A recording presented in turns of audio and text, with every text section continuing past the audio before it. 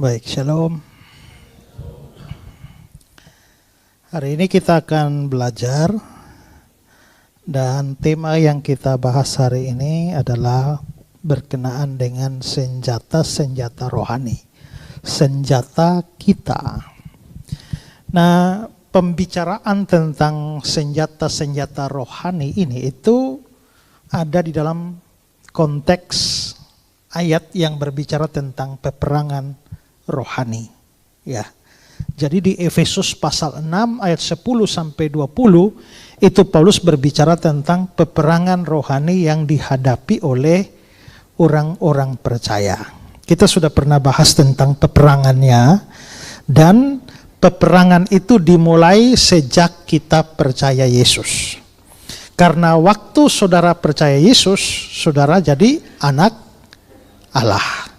Sebelum saudara jadi anak Allah, sebelum percaya Yesus, anak siapa? Anak siapa? Anak iblis. Jadi misalnya contohnya kamu belum percaya Yesus, kamu anak iblis. Setelah itu, jadi iblislah bapakmu. Tapi kamu tiba-tiba jadi percaya Yesus. Waktu kamu percaya Yesus, kamu pindah bapak. Tadinya bapakmu iblis, sekarang bapakmu adalah Allah. Kira-kira mantan bapakmu itu akan bersikap bagaimana terhadap kamu? Membiarkan kamu hidup dalam aman, tentram, damai, sejahtera? Tidak. Dia pasti akan berusaha membuat hidupmu susah, sengsara. Pada saat yang bersamaan kita menjadi anak-anak dari Bapa, maka sebenarnya kalau orang sungguh-sungguh percaya kepada Yesus, maka dia otomatis masuk ke dalam peperangan rohani. Jadi peperangan rohani melawan iblis itu bukan pilihan. Itu otomatis terjadi. Setuju tidak setuju, mau tidak mau, keberatan atau tidak keberatan, harus hadapi. Ya. Kalau tidak mau, jangan percaya Yesus. Tapi kalau sudah memutuskan percaya Yesus, maka otomatis masuk ke dalam peperangan ini, ya. Dan ingat bahwa musuh kita ini bukan main-main, ya. Dikatakan bahwa menghadapi pemerintah, penguasa, penghulu dunia yang gelap, roh-roh jahat di udara. Berarti ini perang yang tidak bersifat fisik. Makanya disebut perang rohani. Musuh kita ini, saya sudah pernah bahas di sini bahwa iblis musuh kita itu pertama, iblis itu banyak, ya, banyak, jahat, licik, ya, dan karena itu maka sebenarnya, dan dia ex malaikat. Karena dia ex malaikat, maka tandingannya itu adalah malaikat, bukan kita. Kita itu bukan tandingannya, tapi masalahnya adalah kita sudah terlibat di dalam peperangan ini, dan kita sementara menghadapi musuh yang begitu kuat. Dan kita hanya bisa menang kalau kita bergantung kepada kekuatan Allah. Kita tak mungkin bisa menang karena dia memang bukan lawan kita. Nah, karena itulah maka kita perlu, hendaklah kamu kuat di dalam kekuatan kuasanya. Ya. Hendaklah kamu kuat di dalam kekuatan kuasanya. Kata kuasa di situ itu dunamit dalam bahasa Yunani. Dunamit itu dinamit. Wah, jadi kalau kita tahu dinamit itu suatu kekuatan yang orang mau kasih rata gunung tuh dengan dinamit hancur. Nah, kita memiliki kekuatan seperti itu kalau kita di dalam Tuhan.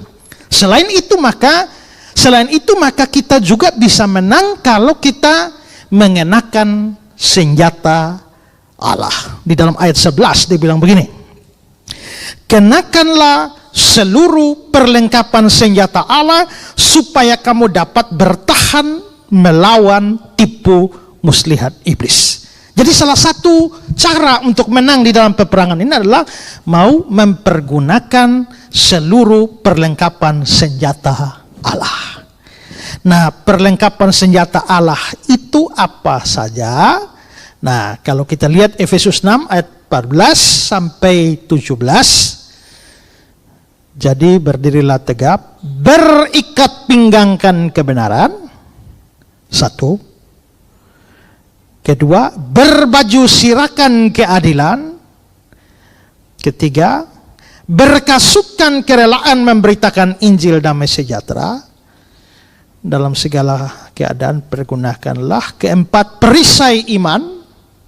Sebab dengan perisai itu kamu akan dapat memadamkan semua panah api dari si jahat. Ayat 17, dan terimalah ketopong keselamatan. 5, dan pedang roh, yaitu firman Allah. Jadi ada 6. Ya, coba hafal. 1, ikat pinggang kebenaran, baju sirah keadilan, kasut pemberitaan Injil, perisai iman, ketopong keselamatan, dan pedang roh.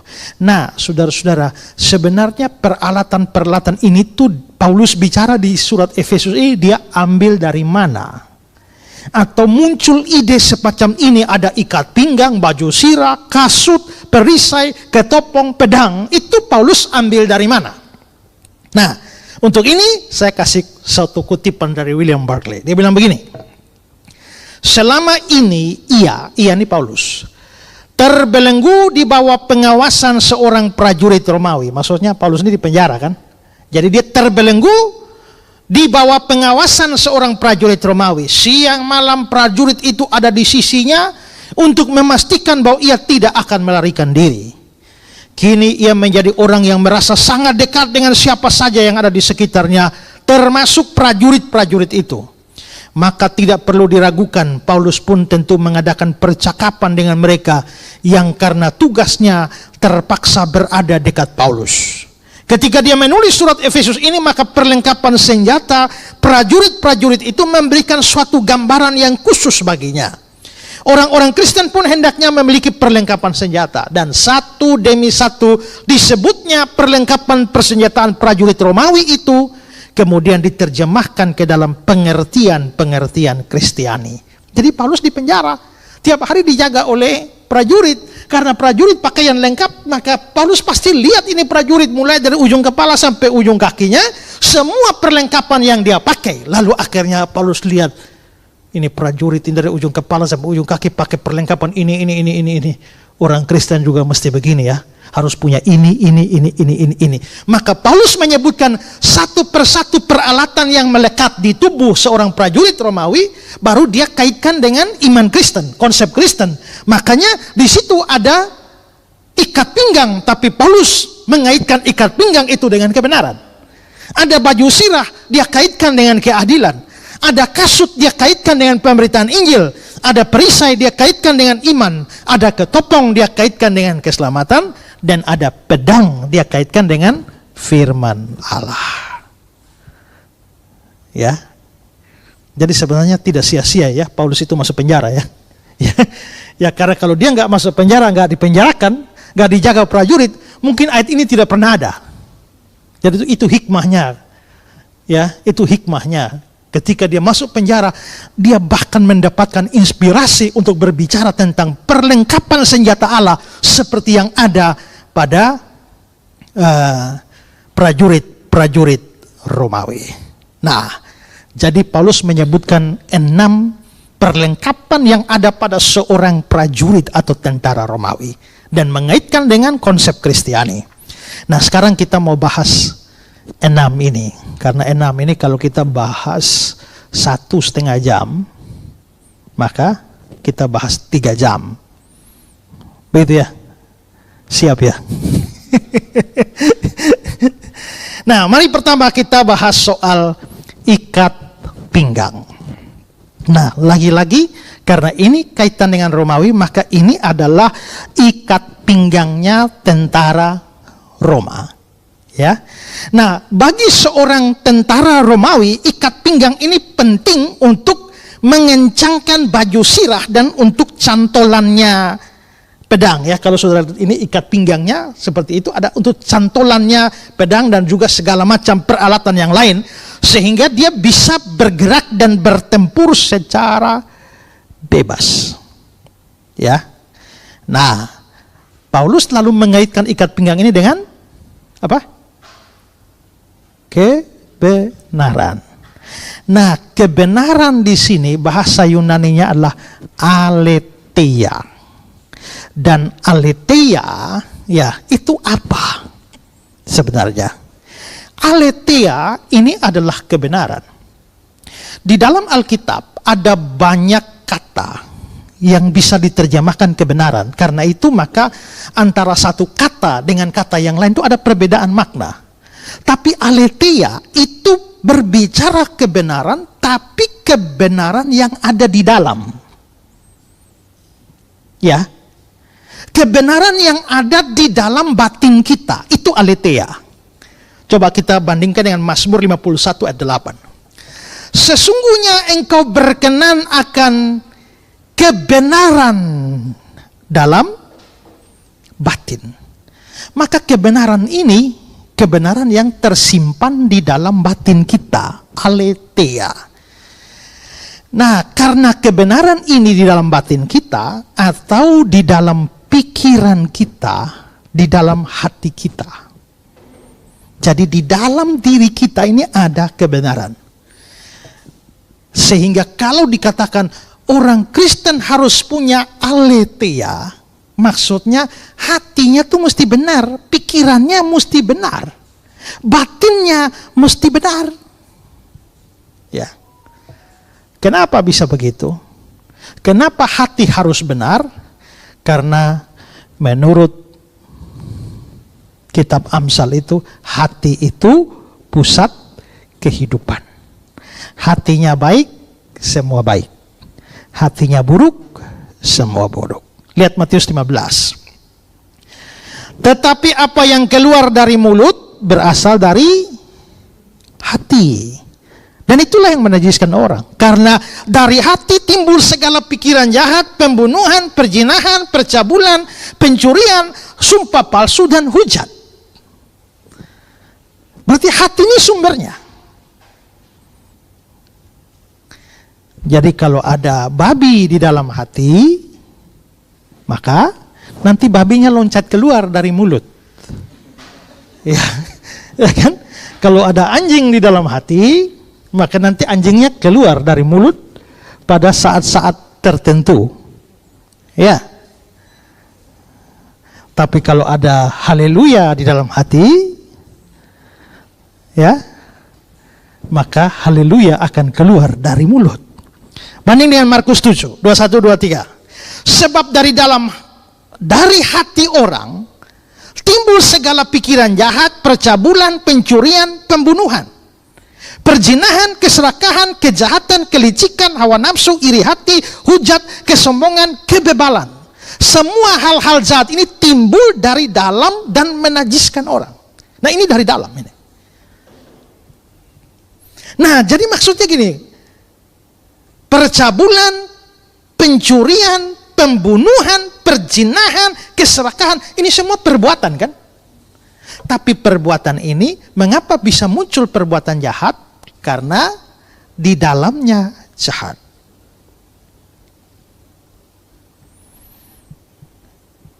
Karena itu, orang kalau punya hati yang jahat, dia nggak mungkin berbuat baik. Dalam pengertian sungguh-sungguh. Kalau ada orang hatinya jahat tapi dia buat baik, pasti muna alias munafik. Karena hatinya jahat. Coba, kalau mencium seorang sahabat, itu baik nggak? Baik. Dan Yudas mencium Yesus, baik ya?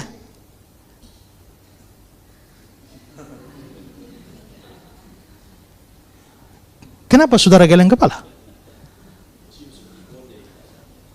Kalau begitu sebenarnya tindakan Yudas baik, tapi hatinya jahat.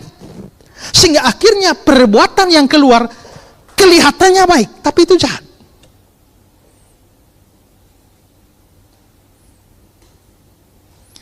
Jadi aletheia berbicara soal kebenaran di dalam batin. Tidak bicara soal perbuatan baik. Tapi hati bukan perbuatan benar, tapi hati yang benar. Pikiran yang benar. Batin yang benar. Ada orang bilang memang ini mulut suka maki, tapi sebenarnya hati baik. Lihat Lukas 6 ayat 45. Orang yang baik mengeluarkan barang yang baik dari perbendaharaan hatinya yang baik.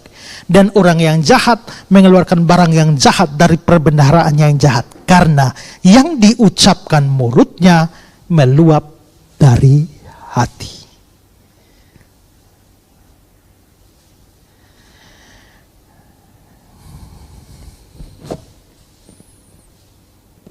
Nah, kalau orang hatinya jahat, mengeluarkan perbuatan yang jahat. Sebaliknya kalau orang mempunyai hati yang benar, batin yang benar, maka pasti yang keluar adalah perbuatan yang baik. Nah, sekarang bicara, perhatikan di sini. Kenapa ini bicara soal kebenaran dalam batin? Karena ini penting. Begitu hatimu jahat, pikiranmu jahat, keluar yang jahat, maka kamu sudah kalah dalam peperangan ini. Orang bisa melakukan perbuatan baik, tapi didorong oleh hati yang jahat. Ya. Orang berikan persembahan, baik ya. Tapi mengapa dia beri persembahan? Supaya bisa diberkati oleh Tuhan. Jadi sebenarnya dia kasih persembahan itu untuk siapa? Untuk Tuhan atau diri? Dan banyak orang memberi persembahan dengan hati yang jahat. Ya. Nah, karena itulah kalau hati sampai jahat, maka sebenarnya orang itu sudah kalah dalam peperangan itu. Itulah sebabnya memiliki kebenaran dalam batin, memiliki kebenaran dalam hati, itu sebenarnya adalah senjata. Dan kamu tidak bisa punya kebenaran dalam batin kalau Yesus belum ada di dalam kamu. Ya. Dan ingat, ini disebut ikat pinggang. Paulus tidak sembarang ngomong mengkaitkan ikat pinggang dan kebenaran. Karena ternyata di dalam perjanjian lama ketika berbicara tentang nubuat Yesus atau Mesias, itu sudah berbicara Yesus pun memakai ikat pinggang kebenaran. Lihat Yesaya 11 ayat 5. Ini nubuat Yesus ya. Jadi maksudnya Yesus atau Mesias itu tidak akan menyimpang dari kebenaran. Seperti ikat pinggang tetap terikat pada pinggangnya. Jadi Yesus berikat pinggangkan kebenaran. Kalau Yesus saja berikat pinggangkan kebenaran, bagaimana dengan kita? Matthew Henry bilang begini, apa yang menjadi ikat pinggang Kristus harus menjadi ikat pinggang semua orang Kristen juga. Allah menginginkan kebenaran, yaitu ketulusan di dalam batin. Ini adalah kekuatan di pinggang kita yang mengikat semua perlengkapan senjata lainnya. Dan oleh karena itu disebutkan pertama, ikat pinggang nomor 1. Karena dia ikat semua senjata itu ditaruh di pinggang sini. Jadi kalau kebenaran tidak ada dalam hati saudara, maka pegang senjata lain tidak ada manfaat. Start awal itu adalah pastikan bahwa hatimu itu benar.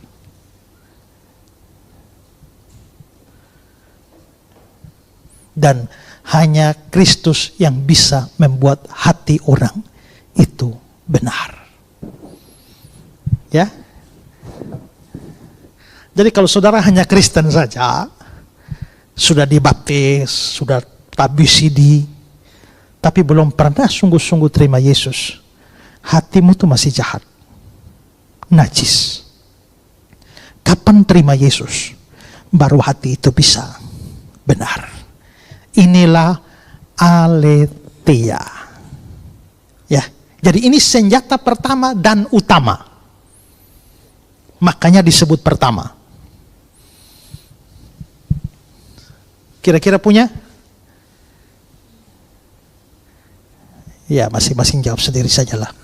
Ya. Sekarang yang kedua. Yang kedua adalah baju sirah. Ini perlengkapan tentara Roma juga ya. Baju sirah ini baju besi yang dipakai melindungi pinggang, dada, dan semua bagian tubuh yang vital. Dan ini dibuat dari lempengan-lempengan besi atau baja yang ditumpuk, jadi dia berbentuk seperti sisiknya ikan itu. Ya, ini perlengkapan ini. Kita baca di Alkitab bahwa waktu Daud mau perang lawan Goliat, Goliat ini memakai baju sirah, dan baju sirah ini jangan main-main, itu berat itu. Coba lihat 1 Samuel 17 ayat 5. Ketopong tembaga ada di kepalanya dan ia memakai baju sirah yang bersisik. Berat baju sirah ini 5.000 sikal tembaga. 5.000 sikal itu berapa kilo? Ya, 5.000 sikal itu beratnya sama dengan 57 kilo. Ya sudah bayangkan, pakai baju saja 57 kilo. Makanya begitu taruh di Daud dia nggak bisa jalan lagi tuh ya. Jadi dia bilang nggak usah pakai lah, ini malah bikin susah. Tapi bayangkan bahwa Goliat bisa pakai ini baju saja 57 kilo. Dan ini jelas memang pakaian yang sangat penting karena itu melindungi semua bagian yang vital kalau seorang masuk perang. Dan baju sirah ini Paulus hubungkan dengan berbaju sirah kan? Apa? Keadilan. Nah, sebenarnya keadilan di sini juga kurang pas itu terjemahannya. Karena bahasa Yunani yang dipakai di sini adalah dikaiosune. Dan dikaiosune itu dalam bahasanya righteousness, kebenaran juga. Kebenaran juga. Sama dengan tadi kebenaran yang pertama, tapi kebenaran yang pertama itu adalah aletheia, kebenaran di dalam batin. Tapi dikaiosune ini kebenaran, tapi bicara soal kebenaran di luar, yaitu perbuatan yang benar. Kalau tadi hatinya mesti benar, sekarang perbuatannya itu benar. Ya. Oke, kita banding dengan Roma 13 ayat 12. Hari sudah jauh malam, telah hampir siang. Sebab itu marilah kita menanggalkan perbuatan-perbuatan kegelapan dan mengenakan perlengkapan senjata terang. Saudara lihat, jikalau perlengkapan senjata terang di sini itu dikontraskan dengan perbuatan-perbuatan kegelapan, maka senjata terang di sini pasti bicara soal perbuatan-perbuatan benar atau perbuatan baik, perbuatan terang. Nah, maka di sini orang Kristen harus punya dua ini. Batinnya mesti benar, perbuatannya mesti benar. Tidak bisa hanya perbuatan saja tanpa batin. Karena kalau perbuatannya saja benar, batinnya jahat, itu munafik. Ya, tapi kalau batinnya benar, nggak keluar perbuatan yang benar, ada yang error. Ini kok hatinya benar, tapi kok perbuatannya nggak keluar-keluar ya? Jangan-jangan nggak benar juga. Ya, maka di sini kita bisa melihat bahwa senjata dalam menghadapi iblis ini, dua. Yang pertama inilah hati dan perbuatan harus benar.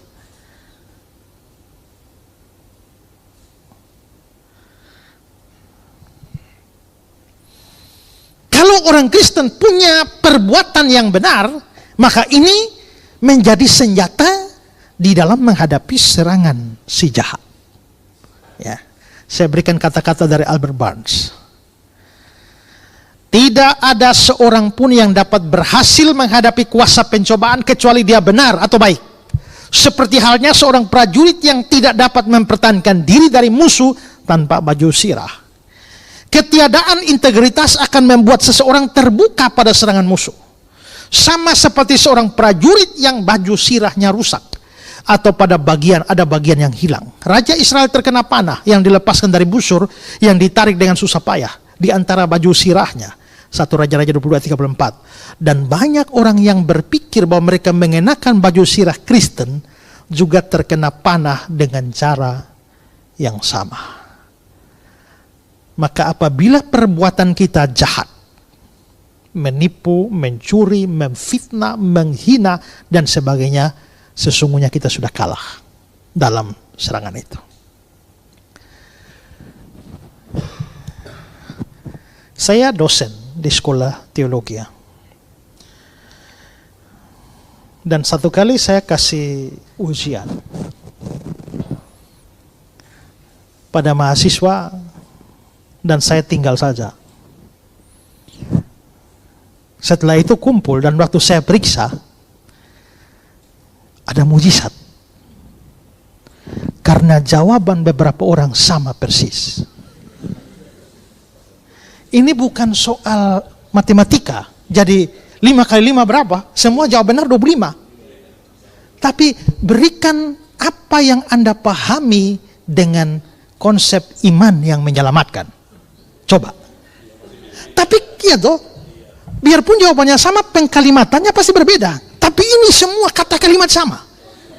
Makanya ini saya bilang mujizat. Hanya kuasa supranatural yang menjawabkan itu. Ini pasti nggak benar nih. Ujian untuk mahasiswa teologi, calon hamba Tuhan dan pendeta. Tapi ini pasti ada yang nyontek. Saya ke kelas dan saya bilang, ini ada sekian orang yang sama. Ini pasti ada sumbernya. Sekarang mengaku. Nyontek dari siapa? Siapa yang asli dan siapa yang nyontek? Kalau tidak ada yang mengaku, baik yang menyontek yang dicontek semua gagal. Ya. Lalu yang satu, saya yang asli, Pak. Yang lain nyontek. Kamu tahu mereka nyontek? Tahu. Lalu kamu biarkan? Ya. Saya kasih gagal semua. Saya bilang ingat, di kelas waktu ujian sebenarnya ada 2 ujian. Ujian pertama, ujian mata kuliah ini. Dan ujian yang kedua adalah ujian kejujuran. Kamu bisa dapat nilai tinggi dari mata kuliah yang ini.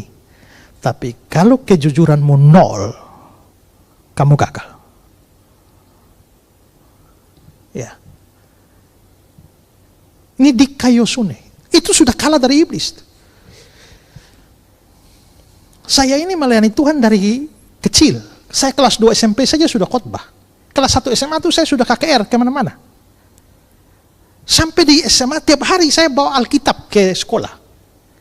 Orang teman-teman istirahat saya baca Alkitab. Sampai akhirnya teman-teman tuh panggil saya Pak Pendeta. Pak Pendeta, Pak Pendeta. Ya, walaupun bukan pendeta tapi ya biarkanlah mereka panggil, saya juga gak peduli, baca Alkitab aja. Dan jadi saya sudah terkenal sebagai pendeta di sekolah itu.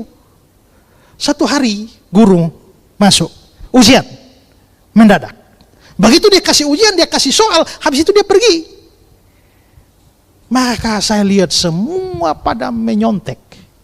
Kiri nyontek, kanan menyontek, depan belakang nyontek. Saya satu-satunya yang tidak menyontek. Dan saya merasa diri aneh. Masalahnya saya juga tidak tahu jawabannya.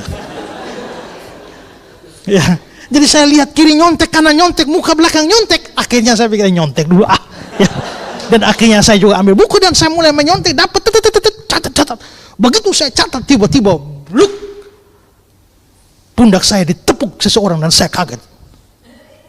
Waktu saya angkat muka belakang, teman saya lalu dia lihat saya, Pak Pendeta nyontek juga ya. Oh, itu kalimat saya tidak lupa seumur hidup itu. Tapi dalam hal itu saya kalah dalam peperangan. Ya, setiap kali saudara gagal dalam menahan emosi, kamu kalah dalam peperangan. Gagal dalam menguasai diri untuk iri hati sama orang, gagal dalam peperangan. Ya, gagal untuk jujur dalam banyak hal kecil. Halo, di mana? Ayo, jam 6 nih udah mau mulai. Dia lagi di tempat tidur. On the way. Berapa banyak kita, sebenarnya sudah kalah itu. Ya kan? Masih di tempat tidur tapi dia bilang on the way. Mungkin on the way dalam roh. Ya. Nah, jadi kita bisa melihat bahwa kalau perbuatan kita jahat, kita kalah. Tapi kalau kita berbuat baik, ini senjata. Maka pekerjaan iblis di dalam kita dikalahkan kalau kita berbuat baik. Jadi 2 hal ini. Kebenaran harus di batin, aletheia, tapi harus di perbuatan, di kaiosune. 2 ini harus memiliki. Ya. Ketiga, kasut.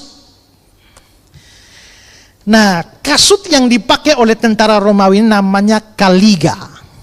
Ya.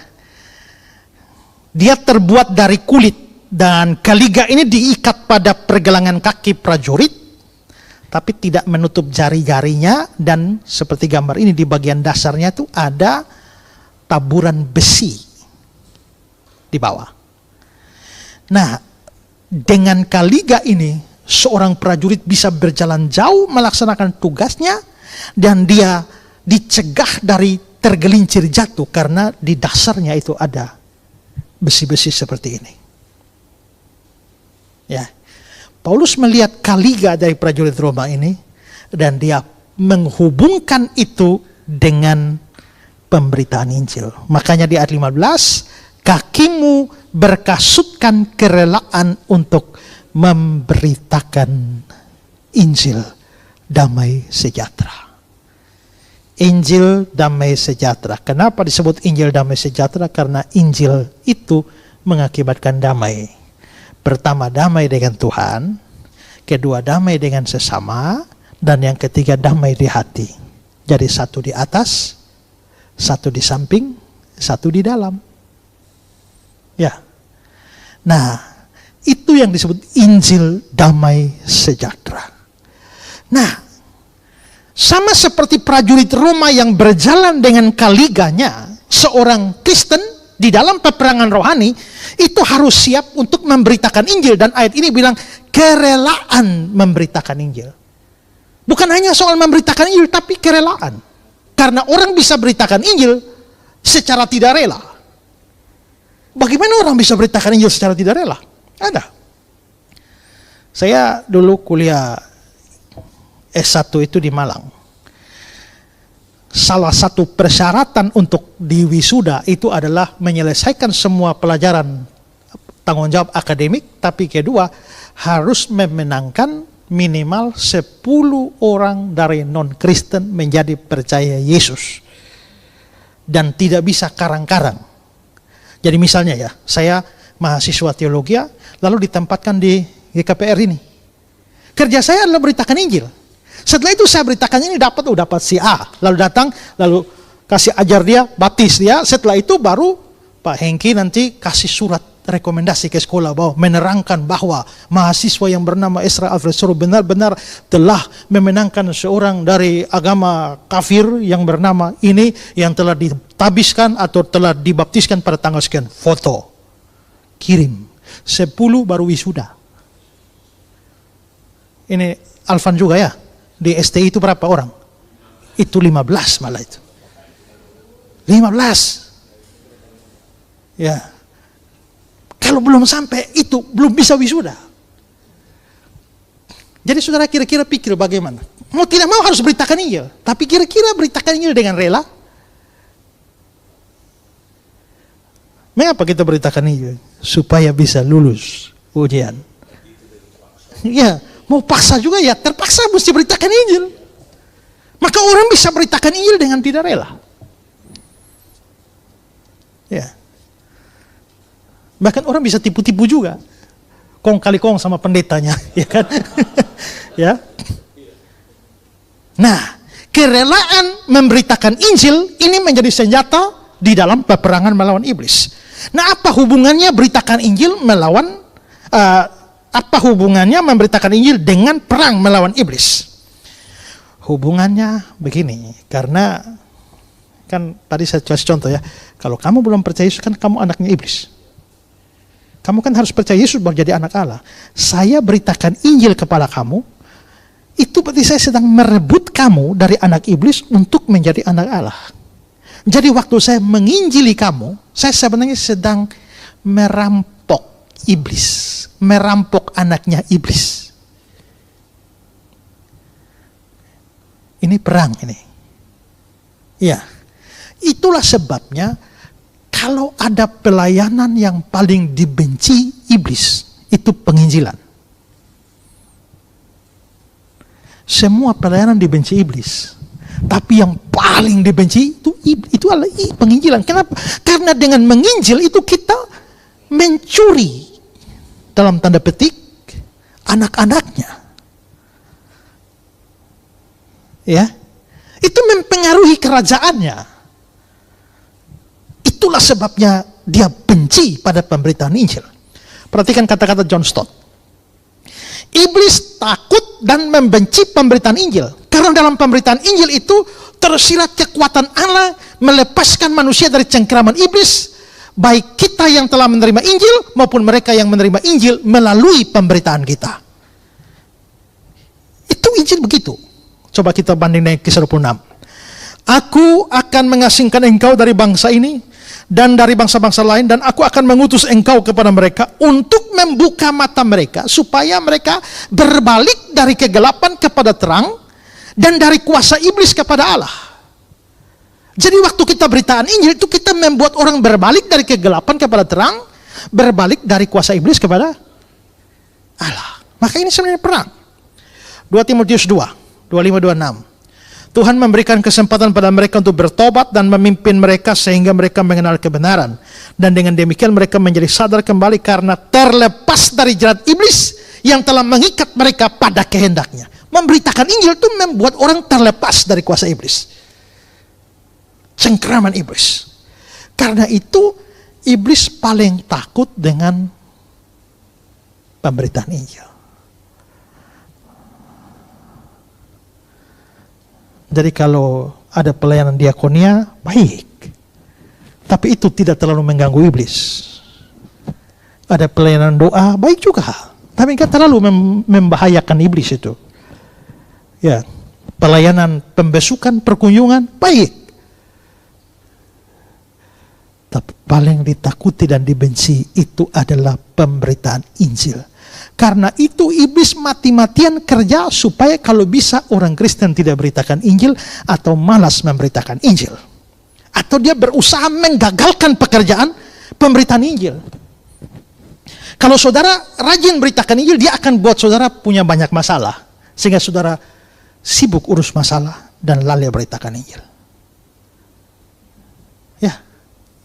Kalau gereja saudara rajin beritakan Injil, percayalah, dia akan bikin banyak kekacauan supaya saudara sibuk mengatasi masalah dan lupa beritakan Injil. Saudara saya Pak Engke ya? Saudara saya Pak Rafli ya? Kalau gereja tidak beritakan Injil, setan gak reken itu.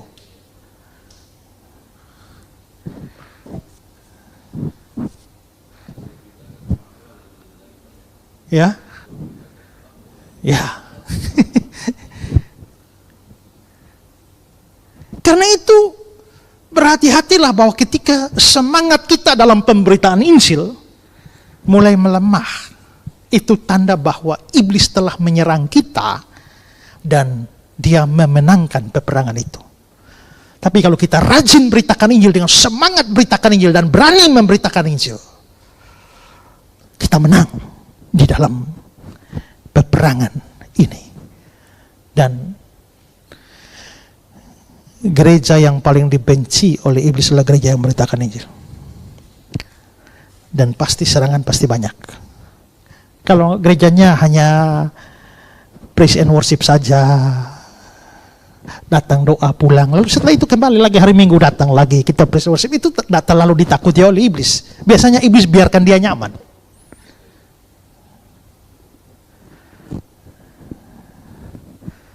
Gus Dur pernah cerita,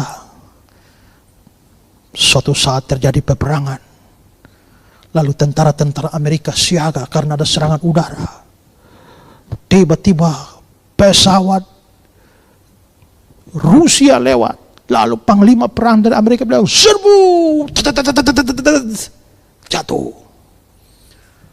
Tiba-tiba pesawat Jerman datang, serbu, jatuh.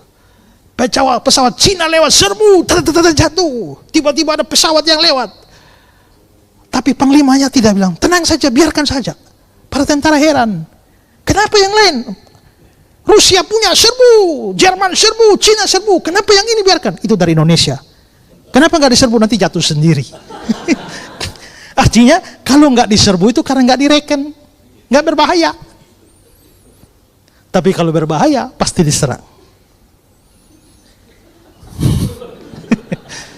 Ya.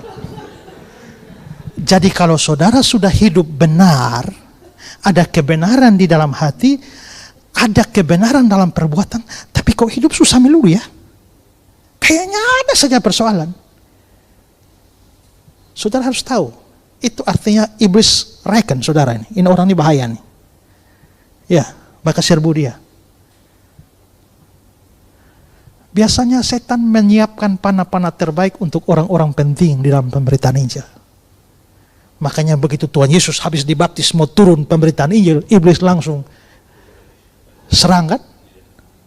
Karena apa? Karena Yesus datang untuk beritakan Injil. Ya.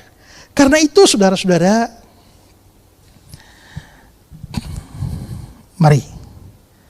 Begitu kita, bahkan ada yang bilang begini, kan ada gereja maju, ada gereja yang mundur. Tapi ada orang bilang, gereja saya nggak maju, tapi juga nggak mundur. Hanya stagnan saja. Tapi para ahli pertumbuhan gereja mengatakan, kalau gereja tidak maju, berarti mundur.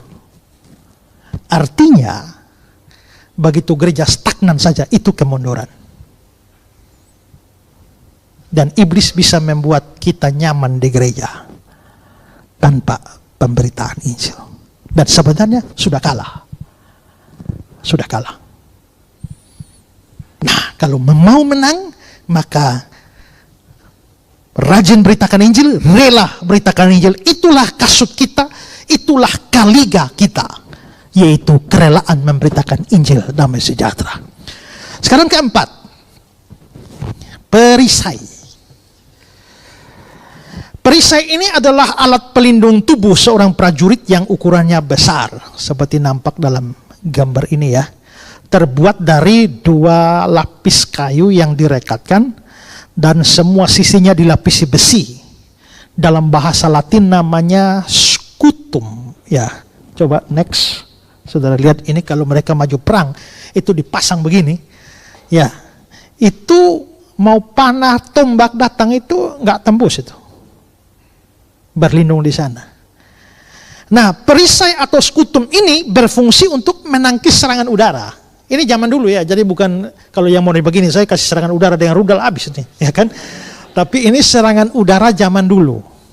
Jadi panah atau panah api, itu serangan udara, ya. Oke, lihat kata-kata Barclay. Salah satu senjata yang sangat membahayakan dalam perang zaman dulu ialah anak-anak panah yang tajam dan berapi. Anak-anak panah itu dibidikan setelah terlebih dahulu dicelupkan ke dalam ter panas. Ujung anak panah yang tajam itu akan dinyalakan sebelum dilepas dari busurnya. Perisai berukuran besar itu terdiri dari 2 lapis kayu yang direkatkan satu pada yang lain. Anak panah yang menyala itu akan segera padam jika menimpa perisai itu. Maka ini penting. Perisai atau scutum ini, Paulus menghubungkannya dengan iman. Makanya dia bilang dalam ayat 16, pergunakanlah perisai iman, sebab dengan perisai itu kamu akan dapat memadamkan semua panah api dari si jahat. Nah, apa yang dimaksudkan dengan panah api si jahat? Nah, para penafsir Alkitab itu mengatakan bahwa panah api dari si jahat itu berkaitan dengan semua bisikan iblis dalam hati kita yang membuat kita ragu terhadap janji Tuhan. Nah, karenanya untuk menghadapi semua bisikan itu yang meragukan kita, maka kita butuh perisai ini, perisai iman. Nah, iman yang dimaksudkan di sini adalah iman terhadap janji-janji Allah yang mana iblis mau supaya kita ragukan hal itu. Saya beri contoh, misalnya ketika saudara berbuat dosa yang berat sekali, waktu saudara berbuat dosa besar sekali, iblis akan datang berbisik, dosamu besar sekali, fatal sekali. Tuhan tidak akan mengampuni kamu lagi. Ya. Itu berarti iblis sedang membisikkan hati kita untuk meragukan janji Tuhan tentang pengampunan. Nah, itu panah api. Nah, untuk panah api ini hadapinya dengan apa? Hadapi dengan perisai iman. Iman apa? Iman pada janji Allah. Maka waktu iblis membisikkan, Tuhan tidak akan ampuni kamu lagi, kita bisa hadapi dengan perisai iman. Misalnya Yesaya 1 ayat 18, sekalipun dosamu merah seperti germisi, akan putih seperti salju. Sekalipun berwarna merah seperti kain kesumba, akan menjadi putih seperti bulu domba. Atau Yohanes 6 ayat 37, barang siapa datang kepadaku, dia tidak akan kubuang. Nah, ini kan firman Tuhan. Yesaya 1 ayat 18, walaupun dosa saya merah seperti kirmisi, akan putih seperti salju. Yohanes 6, kalau saya datang pada Tuhan, Tuhan tidak mungkin tolak. Tapi iblis berbisik, kamu terlalu berdosa, Tuhan tidak akan ampuni kamu lagi. Itu panah api. Tapi dengan Yesaya 1 dan Yohanes 6, ini perisai iman. Maka saya boleh yakin bahwa biarpun dosa saya sebesar apapun, sepanjang saya datang pada Tuhan, tangannya terbuka menunggulah, tak tersembunyi kuasa Allah. Tangan Tuhan tidak, ini ayat ini memberikan kekuatan. Itulah perisai. Berarti firman Tuhan itu perisai. Ketika saya mengalami begitu banyak musibah, iblis datang berbisik di hati saya, masa depanmu sudah hancur, kamu sudah tidak ada harapan lagi. Itu panah api. Tapi panah api begini harus dihadapi dengan perisai iman, yaitu Roma 8 ayat 28. Kita tahu sekarang Allah turut bekerja dalam segala sesuatu untuk mendatangkan kebaikan bagi mereka yang mengasihi Dia, yaitu bagi mereka yang terpanggil sesuai rencana Allah. Saya dikuatkan lagi, perisai. Kalau kita ada dalam persoalan berat, iblis bisa berbisik, tidak ada jalan keluar lagi, sebaiknya gantung diri segera, minum baygon segera, rasa stroberi. Ya, itu kan kita lihat berapa waktu itu ada cerita yang orang tua bawa anak semua tuh, dua anak kan, 3 anak, suruh terjun dari ini. Itu kenapa? Ya, pada katanya orang Kristen. Kenapa? Pasti dia sedang frustrasi dan panah api iblis masuk. Tapi seandainya dia pakai perisai iman, 1 Korintus 10 ayat 13, pencobaan-pencobaan yang kamu alami ialah pencobaan biasa yang tidak melebihi kekuatan manusia. Sebab Allah setia dan karena itu Dia tidak akan membiarkan kamu dicobai melampaui kekuatanmu. Pada waktu kamu dicobai, Dia akan memberikan padamu jalan keluar sehingga kamu dapat menanggungnya. Atau Filipi 4 ayat 13, segala perkara dapat kutanggung di dalam Dia yang beri kekuatan kepadaku. Kalau itu kuat, menang. Kalau saudara ada dalam kekurangan, kemiskinan, iblis bisa berbisik bahwa saudara akan mati kelaparan. Karena itu lakukanlah sesuatu, halal atau tidak halal, lakukan. Yang penting bisa dapat makan, hidup. Itu bisikan, panah api. Tapi saudara bisa pakai perisai. Pandanglah burung-burung di langit yang tidak menabur, tidak menuai, tidak mengumpulkan bekal dalam lumbung, namun diberi makan oleh Bapamu yang di surga. Bukankah kamu jauh melebihi burung-burung itu? Saya ingat kata-kata teman saya waktu satu kawan kesulitan sponsor, tidak tahu mau tamat atau tidak tamat itu karena kekurangan uang. Lalu dia mulai frustrasi. Lalu teman saya satu datang, kenapa kau terlalu takut? Lihat tuh lumut di batu tuh loh, masih bisa hidup, apalagi kau. Ya kan? Lumut di batu saja tuh bisa hidup loh, apalagi kau. Ya. 1 Petrus 5:7, serahkanlah segala kekhawatiranmu kepadanya, sebab Dia memelihara kamu. Ini perisai. Jadi ingat bahwa perisai ini kan panah api, dia datang terus. Tapi perisai iman artinya iman pada janji Allah. Kita baca Alkitab sekian lama kan, sekarang begitu serangan datang, percayalah kepada setiap janji itu. Maka kita menang.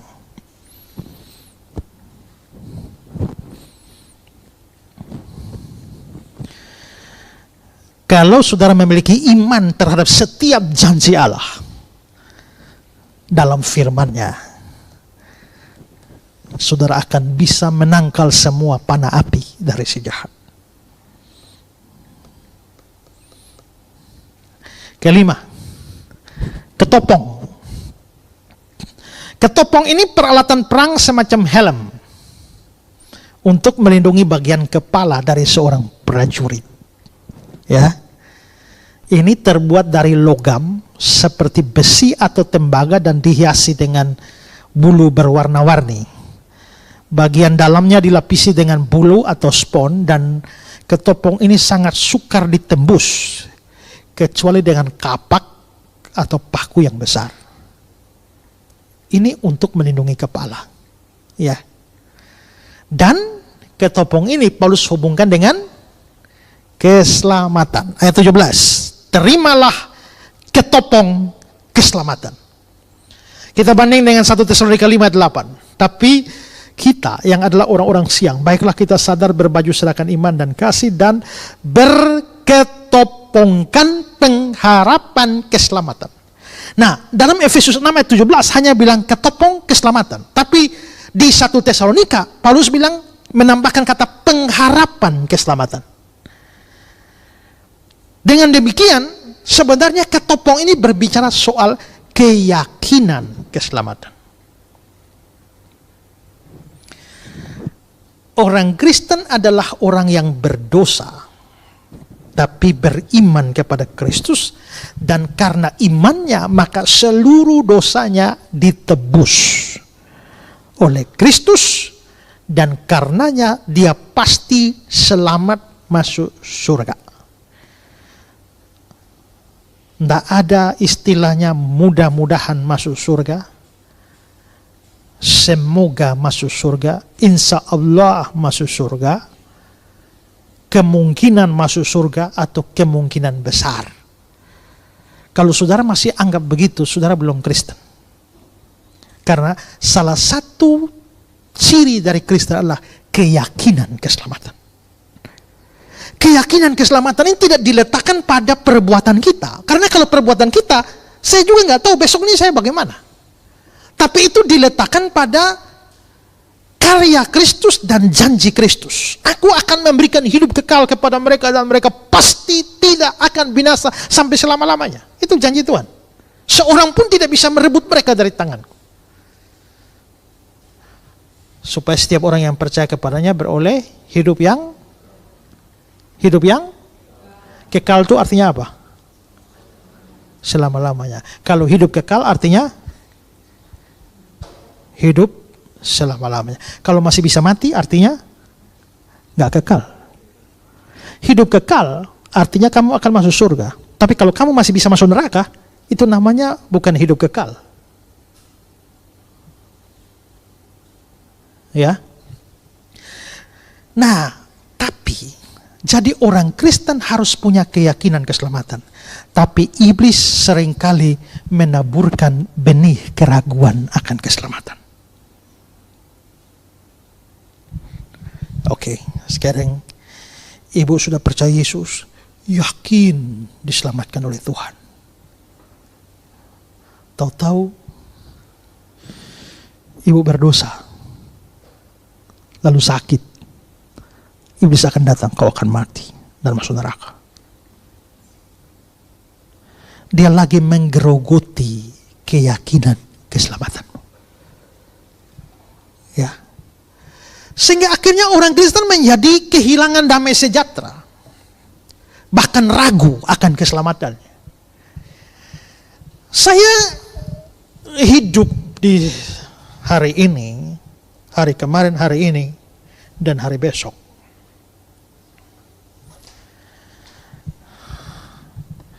Mana yang tadi dari NTT itu? Yang baju putih. Kamu lahir kapan? Tahun berapa? 2005. Lahir 2005, sekarang 2024. Umur berapa nih? 19. Rencana mati tahun berapa? Oke, 2005, 2024. Andai kata kamu akan mati tahun 2060. Ya. Tapi di 2024 ini kamu telah percaya kepada Yesus. Selama dari tahun 2005, kamu banyak dosa kan? Dosanya banyak sekali. Lalu, waktu 2024 kamu percaya Yesus. Kamu percaya Yesus menghapus dosa-dosamu? Percaya tidak? Kalau kamu belum percaya, habis ini kita dua berurusan. Kalau kamu percaya, berarti dosa dapat ditebus hanya oleh darah Yesus. Yesus menghapus dosa saya, dosamu. Maka dosamu dari tahun 2005 sampai 2024 hapus. Ini 2024 kan? Di 2025, kira-kira kamu masih berdosa? Atau sudah kudus, suci, sempurna? Jangankan 2025 kan? Keluar dari sini saja kamu bisa berdosa di luar kan? Iya toh, besok kita bisa berdosa. Lusa, 1 bulan ke depan, 10 sampai 2060 nih, berapa banyak dosa yang kamu masih buat? Banyak sekali kan? Nah, masalahnya, Yesus itu hapus dosa kita nih, hapus dari tahun 2005 sampai 2000, tapi dosa besok dihapus nggak?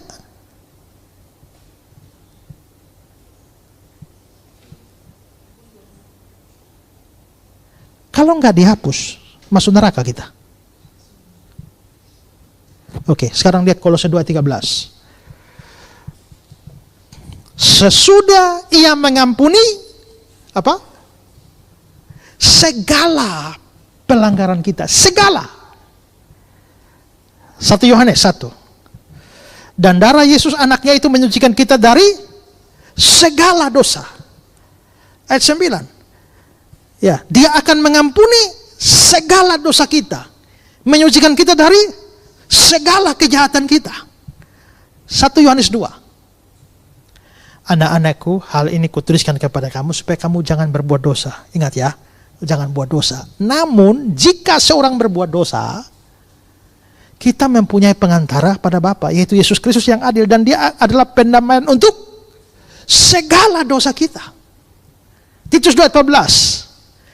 Membebaskan kita dari segala kejahatan kita, segala dosa, segala pelanggaran, segala kesalahan. Kalau segala itu apa arti segala? Termasuk yang 2025, 2026, 2059, 2060, kamu akan mati 2060 bulan Mei. Tanggal 17. Ini bukan nubuat, contoh, ya kan? Itu berarti bahwa kalau dia mengampuni segala dosamu, berarti mulai dari 2005 sampai dosa terakhir sebelum kamu turun ke dalam lubang kubur. Pertanyaannya, dosa mana lagi yang bisa membuat kamu masuk neraka?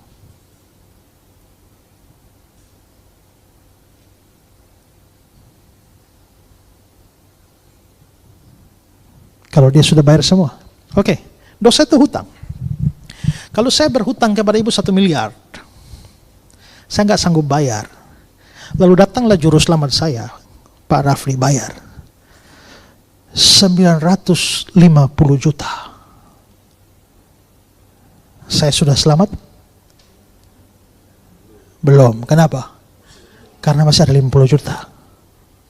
Iya kan? Belum bebas saya.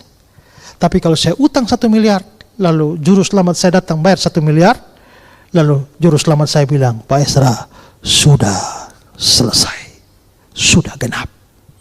Saya masih bisa ditagih lagi?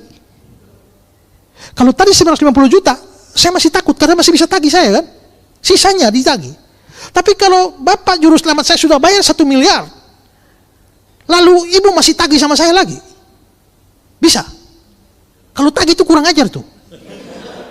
Kan sudah dibayar, kenapa ditagih? Dan Yesus sudah bayar hutang dosa kita di atas kayu salib. Sudah selesai. Sudah genap. Apakah Allah Bapa masih tagih hutang dosa itu lagi kepada kita?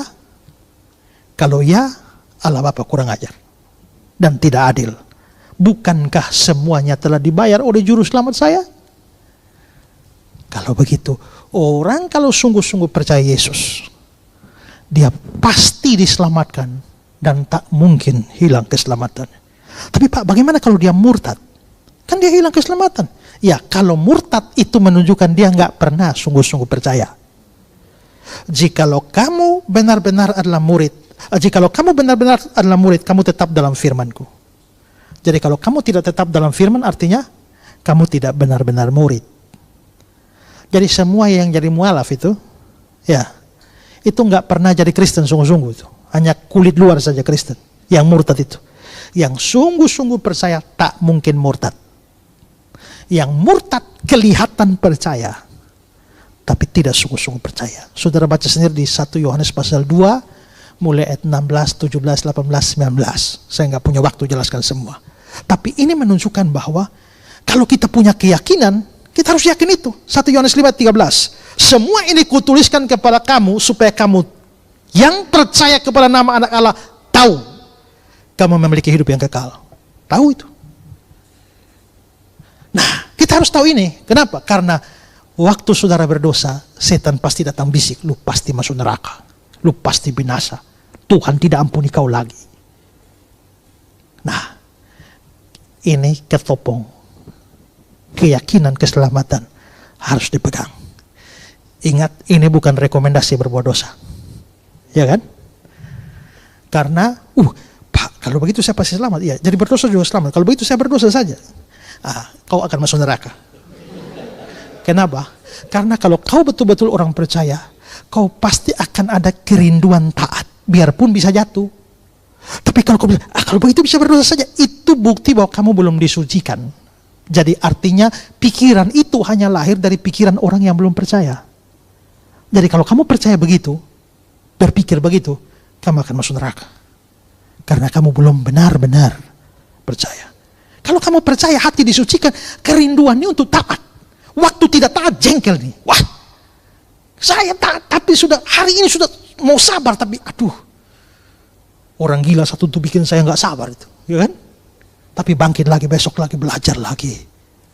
Ya, kerinduan kita taat. Tapi kalau ada keinginan tidak taat, sengaja tidak taat, pikir jangan-jangan kamu bukan orang percaya. Terakhir, pedang. Nah, semua senjata yang saya sebutkan tadi itu senjata bertahan. Ya kan? Hanya serangan musuh tangkis. Tapi yang senjata terakhir, pedang, ini senjata untuk menyerang. Di samping untuk bertahan. Ini pedangnya tentara Roma. Nah, pedang di sini disebut pedang roh dan menunjuk pada firman Allah. Efesus 6:17. Pedang roh yaitu firman Allah. Nah, firman ini berguna dalam menghadapi serangan iblis. Untuk bertahan, tapi sekaligus untuk menyerang. Ingat, Tuhan Yesus waktu dicobai oleh iblis, iblis mencoba Yesus 3 kali kan? Tapi 3 kali juga Yesus hadapi pakai firman. Pada waktu iblis menggoda dia, ubah batu-batu ini jadi roti. Dia bilang Matius 4 ayat 4. Ada tertulis, manusia hidup bukan dari roti saja. Itu dia kutip dari Ulangan 8 ayat 3. Pakai firman. Jadi begitu setan menyerang, ubah batu-batu jadi roti, Tuhan Yesus pakai firman. Pada waktu iblis mencobainya untuk menjatuhkan diri dari hubungan bait Allah, dia jawab ayat 7. Ada pula tertulis. Nah, itu lagi-lagi kutip dari Ulangan 6 ayat 16. Pada waktu iblis menyuruh untuk sujud menyembahnya dan semua kerajaan dunia diberikan padanya,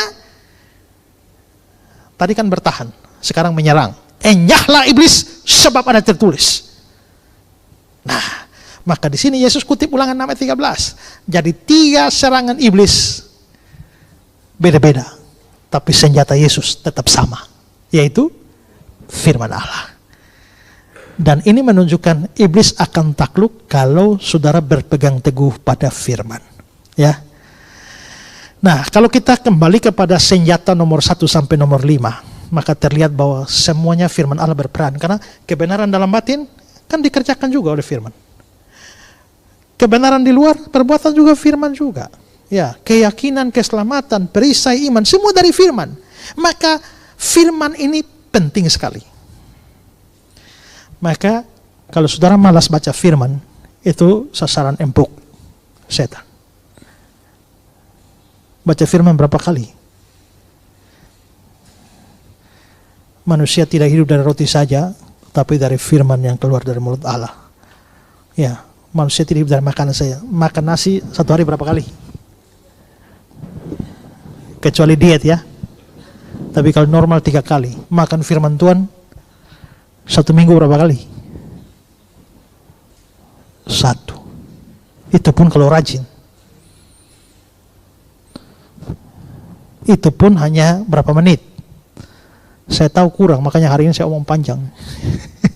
Ya, karena itulah maka belajar firman Tuhan.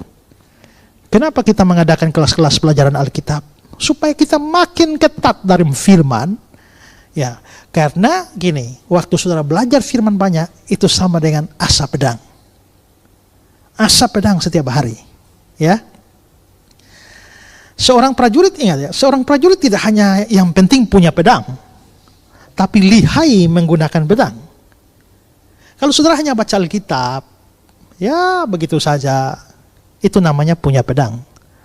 Tapi mendalami dan belajar firman secara mendalam, itu namanya asap pedang dan latihan menggunakannya.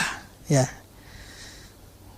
Jadi belajar firman Tuhan dengan giat, pergunakan setiap firman dalam setiap kesempatan dalam peperangan melawan iblis. Nah, sekarang perhatikan ayat 11. Kenakanlah seluruh perlengkapan senjata Allah. Jadi ada berapa? 6. Kenakanlah seluruh. Jadi jangan hanya pakai, ya cukup 2 lah. Nah, ini lengkap prajurit Romawi. Ya, kalau punya perisai, punya ketopong, tapi helm tidak ada, ya, punya yang lain, punya sepatu, tapi baju sirah tidak ada, cepat mati kita. Ya, maka pergunakan semua. Jadi kira-kira kalau gambarnya seperti ini, seorang prajurit Romawi lengkap dari ujung ke ujung. Nah, demikianlah orang Kristen harus punya semuanya. Ya. Ini hari sudah belajar tentang senjata kan? Pulang dari sini, mulai keluar dari tempat ini, setan sudah tunggu. Ya toh? Karena kalau kamu tidak belajar tentang senjata, kan gak membahayakan setan. Tapi begitu kamu sudah belajar tentang senjata, setan mulai mewaspadai kamu. Ya, maka mulai perhatikanlah, mulai keluar dari tempat ini, hati-hatilah. Tapi jangan sudah bilang, aduh menyesal sudah datang ya. Tahu gini gak datang ya. Ya, salah satu cara kerja iblis adalah supaya saudara tidak tahu senjata-senjata itu. Ya, jadi harusnya maju mundur kena. Tidak datang sudah kena serangan, datang akan kena serangan juga. Itulah hidup orang Kristen, peperangan rohani. Maka marilah tetap semangat, bersatulah dalam gerakan kesadaran peperangan rohani. Tuhan memberkati kita. Amin.